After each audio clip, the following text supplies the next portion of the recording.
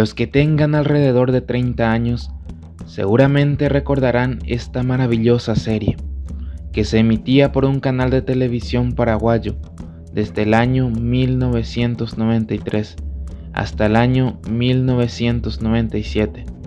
Quienes vieron esta obra de arte sabrán de qué hablo, escuchando apenas unos segundos de este audio.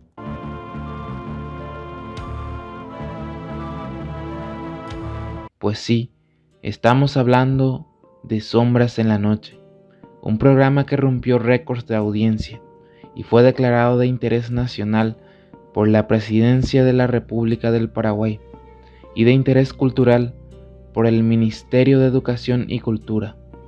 La serie se centraba en las leyendas y mitos que existían en el Paraguay, tales así como el Pombero o Caraypujaré, Luisón, Yasuyateré y también algunas leyendas urbanas. Esto era sumamente interesante para todos los paraguayos, pues recolectaban anécdotas de los pobladores para convertirlo en un capítulo de la serie.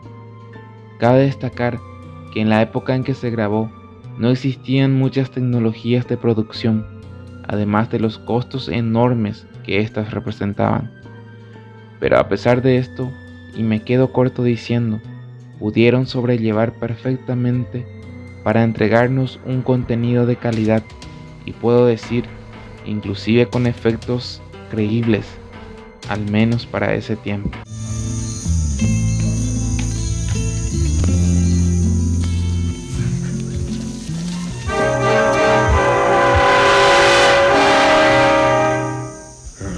Tranquilo será. Gracias. Tranquilo no vas a... Sombras en la Noche invadía cada hogar paraguayo que tuviera un televisor para poder sintonizarlo.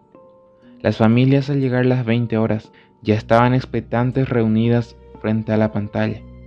Y no es para menos, ya que ésta reflejaba demasiado bien las vivencias diarias de los pueblos y ciudades de aquel entonces, ya que utilizaban una ambientación rural en la mayoría de los casos, para poder darle a la gente la sensación de que todos estos misterios podrían estar ocurriendo en el patio mismo de tu casa. Mis respetos a todos los que hicieron posible estos increíbles materiales. Y por último, recuerden que, mientras existan sombras en la noche, el hombre seguirá recordando.